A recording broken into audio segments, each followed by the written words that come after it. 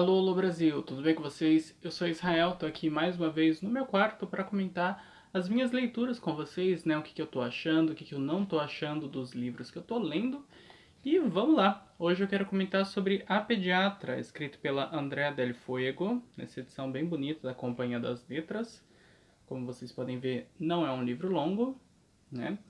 E esse livro é um lançamentíssimo, ele foi publicado em outubro de 2021. Eu não tenho muito, ou melhor, não tinha muito hábito de ler, comprar lançamentos, né? Mas eu trabalho numa livraria, aí eu tava vendo lá os livros que chegaram, eu fiquei, eu vou comprar esse aqui, bonito, sugestivo. Eu acho que muito por conta do efeito torturado, né? Porque é interessante ver um clássico surgir. E eu fiquei, nossa, pode ser que esse A Pediatra seja mais um. Então eu peguei pra ver no que ia dar. E vamos lá. Você vê um livro chamado A Pediatra, o que você imagina? Ok, vai falar sobre uma médica, muito provavelmente, né? Só que aí você vem aqui atrás e lê esse comentário que é da Fernanda Torres, né? E aí ela vai falando: impossível não se seduzir pela fúria insana de Cecília, a pediatra canalha. E vai falando as coisas dela, né? Ela odeia crianças, ela odeia parto humanizado, ela odeia os pais das crianças, acha que eles são chatos e exageram os sintomas, né, do que as crianças têm. E aí isso me fisgou. Eu fiquei, nossa, isso tá com cara de que vai ser muito bom. E realmente é. É um livro que eu curti muito, eu curti demais. E quando eu li isso, vi a capa e etc., o que eu imaginei? Convencional, né? Vai ser uma narrativa em terceira pessoa, vai ter ali uma história dessa Cecília, essa pediatra, né? Ela vai ser assim uma personagem totalmente carrancuda que eu não vou com a cara, mas não, isso me pegou de surpresa porque é um livro em primeira pessoa.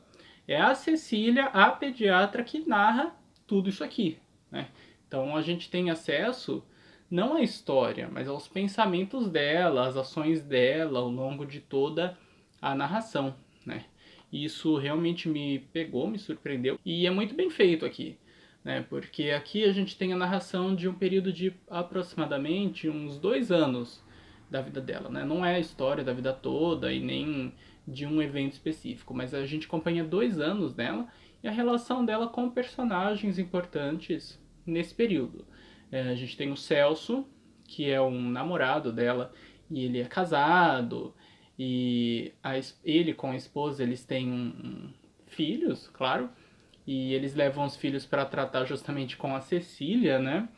A gente também tem o marido da Cecília, que ele na verdade não aparece muito, ele aparece só no comecinho, né? Aí logo depois um episódio acontece, ele acaba aparecendo raramente dentro do livro. A gente tem o pai da Cecília, que ele também vai ocupar um papel muito importante ao longo do livro. A Daisy, que é a empregada da Cecília, que dorme lá no apartamento dela e tal, e o Robson, que engravida a Daisy e ele fica direto ali na casa, no apartamento, né, da Cecília.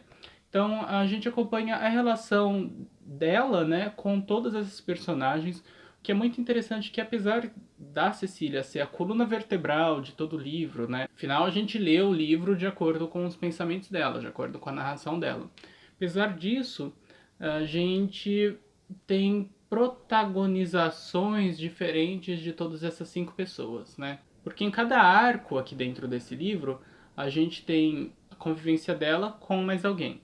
Isso aqui é uma legítima novela, né? No sentido de que um romance é o livro que conta uma história só. Do começo ao fim, a gente tem o desenrolar de um só fato. A novela não, a novela tem uma história que começa, se prolonga, acaba, começa outra e por aí vai até o final. Que a gente tem essa sequenciação de vários arcos narrativos que eles são meio que encarnados por essas outras personagens que convivem com a Cecília, né, o dia a dia com ela. E pelo fato de ser em primeira pessoa, a gente tem essa estrutura meio que do diário e uma escrita muito seca, né? O próprio título já é incrivelmente seco, é só a pediatra, não é nada mágico ou sublime, né? Não, é pé no chão, a palo seco. A gente tem uma coisa muito interessante que corrobora ainda mais essa essa secura, né, que são termos técnicos da medicina. Ela vê tudo tecnicamente, ela não fala por meio de metáforas, não, ela usa a medula da linguagem. Ela vai usar ali termos técnicos. Por exemplo, eu peguei um trecho aleatório. Marido infeliz mina até em Jequitibá. Eu jogava na cara dele a rigidez das minhas articulações. Uma fibromialgia se instaurava em sua culpa. Ele estava havia meses de folga da construtor da família. Os tratamentos para depressão surgiam um efeito no início. Então vocês vejam essa coisa das articulações, da fibromialgia, mesmo fora de contexto, deu para perceber, né? E essa escrita seca, essa narração única, geram aí momentos muito engraçados, muito curiosos dentro do livro, porque a gente tem acesso justamente às suas opiniões, né? Então isso gera um humor meio trágico em alguns trechos, como por exemplo, e é um trecho meio forte, tá? Se você tem nojo fácil, pule aí um minutinho mais ou menos. Aqui ela narra um parto humanizado. Ela não gosta de parto humanizado, ela meio que persegue médicos e doulas que fazem isso, né? Ela persegue para saber como é mesmo, para tentar de alguma forma destruir a carreira deles. E aqui ela vai narrando um parto humanizado, como ela imagina que seria. Consigo imaginar a festa, a piscina de plástico contaminada com as fezes da mãe, que ao entrar em trabalho de parto ativo tem seu intestino aguçado. A doula pesca as fezes com uma peneira que alguém traz da cozinha, sem falar do mecônio fingido de musgo, não só a piscina como, bem antes, o próprio líquido amniótico. Posso ver a doula sentada na beira da piscina dando colheradas de lasanha de berinjela para a gestante, uma para ela, outra para o cachorro que deixa na sala para comungar o milagre da vida, mandando o marido ferver mais água para entornar a panela na piscina, que vai esfriando com o cair da tarde. Maravilha, né? E em contrapartida, quando ela elogia coisas horríveis, ela faz isso muito bem também. A gente tem alguns capítulos mais para frente a descrição de uma cesárea, que aí sim ela acha top, ela acha legal. Ela faz cesárea com data marcada para as pacientes. E aqui Maria Amélia fez a primeira incisão no método Joan Correll e preferiu o bisturi elétrico. Corte impecável, camada a camada. Abriu o peritônio com os dedos até avistar o útero para o último talho. Mergulhou a mão víscera dentro, extraiu lindamente o bebê, partiu o cordão umbilical e clampeou a criança antes de me entregá-la. Então a gente tem uma ideia até meio heróica, né, da cesárea. Essa narração única também gera um acesso aos preconceitos da Cecília, né? Ela, médica, né, uma neonatologista, ela tinha muito dinheiro, obviamente, e o Robson, que é o pai do marido da Daisy, ele trabalha de segurança numa pizzaria. E ela, assim que fica sabendo disso, ela imagina que ele é o cara que faz as entregas. Então vocês vejam, é o preconceito no sentido mais palpável da palavra, né? É quando você fala sem conhecer do que você está falando. Então ela nem sabe, mas já acha, ele entrega para as pessoas a pizza. E ela até chega a falar isso para ele mais pra frente. Ah, fica tranquilo, se você tá com muita entrega hoje, ele fala que não é bem assim e tal. Pois bem, não é o único exemplo de preconceito que a gente tem aqui dentro, a gente tem muitos outros, quase todos eles em questão de classe. E aqui a gente entra num ponto muito importante dentro do livro, que são as relações de poder, que são instituídas aqui, né? Isso era algo muito comum na escrita da Clarice, ainda que de modo mais sutil. Ela fala da relação das patroas com as empregadas e tal. E aqui isso é levado à terceira potência, porque a própria Cecília, que está narrando, e ela é descarada assim com a Daisy. Ela faz coisas horríveis com ela, né? Assim, ponto de querer causar uma pressão psicológica ou de manipular ela. Mas ainda assim ela não odeia a Daisy. O que aumenta a frieza, né? Porque se você odeia alguém e isso é algo vivo, como por exemplo um Aquiles da vida, nossa, um horror. Mas aqui não é raiva, não é ódio, não é nada. Ela só quer fazer uma pressãozinha psicológica, quer ali colocar umas paranoias nela e por aí vai. Em compensação, o Celso, que é o namorado, né, da Cecília, ele é um cara extremamente fraco, molenga. Então, assim, quando vocês comparam os dois, né, não necessariamente existe uma relação de poder no que diz respeito ao gênero aqui dentro do livro. É ela que comanda ele. Igual eu gosto de dizer, isso aí eu tirei do filme Eutônia, né? Uma personagem diz que sempre, toda relação afetiva, sempre tem o jardineiro e a flor. Ela é a jardineira, assim, e ela gosta disso. E justamente por isso, por ela ser uma sociopata ou sei lá o que, ela não tenta te encantar, né? Assim, você tá lendo o livro porque você quer e aí você tem que aguentar as coisas que ela fala. Nossa, ela fala as coisas mais absurdas com uma naturalidade, com termos técnicos, ela vai narrando outras pessoas baseadas em verdades fisiológicas, né? Por exemplo, tem uma cena onde uma personagem passa mal e liga para ela. E ela se anima porque ela vê que a voz da pessoa tá legal. Ela consegue perceber pela voz que a pessoa não tá mais mal e tal. Então, até mesmo nesse tipo de coisa, ela analisa a fisiologia da pessoa, assim, a verdade, né, da carne e tal, para poder dar o veredito dela. A coisa que eu achei bem curiosa desse livro é que ele funciona no formato curto, né? Se ele fosse mais longo que isso, ele seria maçante, seria repetitivo, seria enjoativo. E menos curto que isso, eu acho que seria insuficiente. Mas aqui ele tem a duração perfeita, né, para esse estilo seco. Os próprios capítulos, eles são muito curtos, eles têm aí 2, 3 páginas, né? No máximo, eu acho que o mais longo deve ter 3 páginas e meia. Então, e eu gosto disso, eu gosto de capítulos curtos. E o livro também fala sobre a atuação profissional da Cecília. Ela não tem o menor receio de remarcar todas as consultas do dia para outro dia, né, no menor sinal de necessidade, às vezes nem é necessidade, ela só, não tô afim, ou eu vou stalkear alguém, ela manda a secretária remarcar. Ela é bem negligente profissionalmente e tanto é assim que ela faz medicina por estímulo do pai. O pai era médico também, né? E falou: Ó, filha, vai lá, faz medicina. O prédio que eu tenho, o meu escritório, ele é meu, então eu já te dou uma sala, vai tranquila, você vai estar bem. Foi o que ela fez. E ela já procurou, já foi de caso pensado. Já fez a faculdade de medicina sem se especializar em nada, porque ela não queria doentes crônicos. Ela queria só coisas básicas que ela dava uma receitinha de bolo, a pessoa fazia em casa e era isso aí. Ela odiava quando alguém queria algo mais específico, ela já passava para um amigo.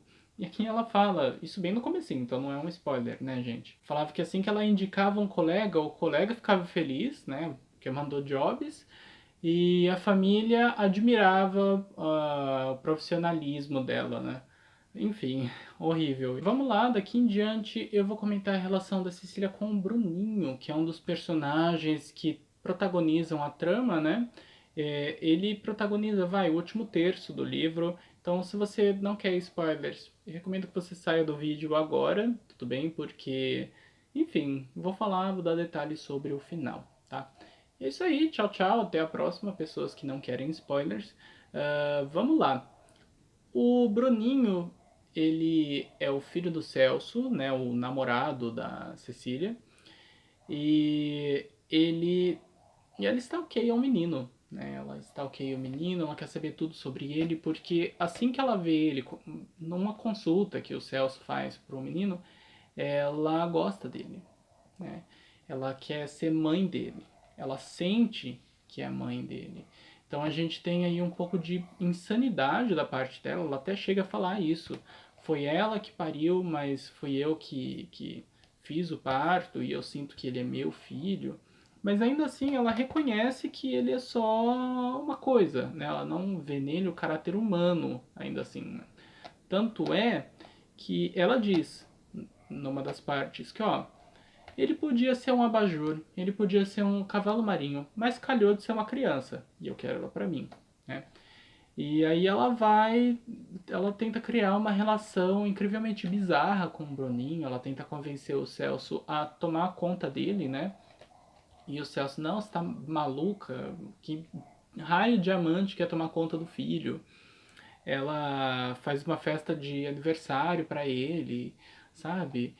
E aí, e aqui é um momento chave dentro do livro, ele tem uma crise bem quando a Cecília cuidava dele. E aqui a gente tem um clímax do livro, porque é uma linguagem muito rápida, uma linguagem muito fugaz, que vai narrando ela surtando enquanto o menino tá vomitando ali, tá queimando de febre, né? E ela sem ter como ir pro hospital, e ela correndo pro hospital e não sei o que, ela medindo a glicose do menino, tudo muito rápido.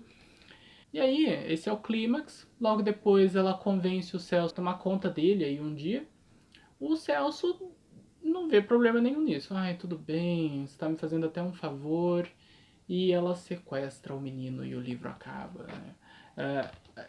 É lindo o jeito como ela sequestra o menino. Ah, que horrível dizer isso, mas é lindo porque é bem no final da última frase do livro que a gente se dá conta disso, né?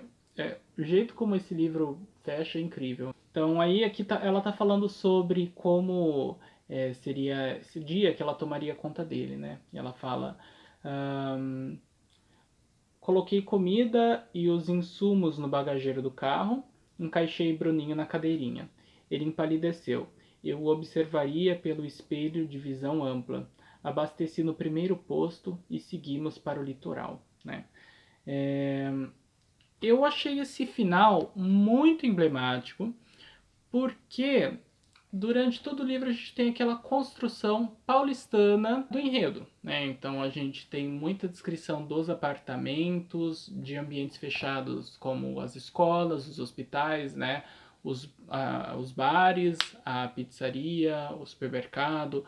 São esses lugares que a gente tem. Quase todas as descrições ou são dentro de ambientes assim, ou são na rua, geralmente com muito movimento, né? Pessoas dentro dos carros e tal. E esse final, nos seguimos para o litoral, ele não só dá uma ideia diurna, dá uma ideia de amplidão, né? Uma ideia até de leveza, que contradiz tudo que foi dito antes, como, e esse jogo eu achei maravilhoso, ele é espelhado com as primeiras frases do livro, né? Porque no final a gente tem ela com o Bruninho indo pro litoral de dia, assim, sabe? E ficar sei lá quanto tempo lá. Sequestrou o menino. O começo do livro ele é assim: atropelamos um gambá às 3 da manhã. Meu marido ao volante e eu no banco de trás para não enjoar. Esse primeiro capítulo não necessariamente tem relação com o resto do livro, mas a gente tem ela com o marido vindo do litoral, eles estavam ali no litoral para comprar um terreno, não era nem para passear e na praia, e eles estavam voltando para São Paulo. Então vocês vejam, o começo do livro é do litoral para São Paulo, e ao longo do livro a gente tem toda aquela descrição mega urbana, né, claustrofóbica das coisas. E no final, quando a gente tem esse sentimento de realização da Cecília, né, e o fechamento do livro, claro, é uma imagem de amplidão. Então, e incrivelmente diurna. O começo ele se passa às 3 da manhã, nada de bom acontece às 3 da manhã, e o final é ali de manhãzinha, sabe? Eu achei isso uma das melhores coisas desse livro, né? Então, a hora que você lê e liga com o começo, nossa, foi lindo. Leiam literatura brasileira contemporânea, eu adorei A Pediatra, eu recomendo esse livro para todo mundo mesmo, com exceção de, sei lá, gestantes ou mães corujas, né? Acho que pode ser uma experiência um pouco chocante, mas eu gostei, eu achei bem interessante. Daria uma nota 9, e se eu fosse definir em uma palavra, como eu sempre faço, definiria como cirúrgica. A escrita aqui é bem cirúrgica, usa os termos certos, é sempre ali na medula da linguagem. Pois bem, espero que vocês tenham gostado desse vídeo. Assista outros vídeos meus do canal. Se você gostou, deixa aí seu curtir, comenta, por que não, né? E se inscreva no canal. É isso aí, muito obrigado e tchau, tchau. Até a próxima.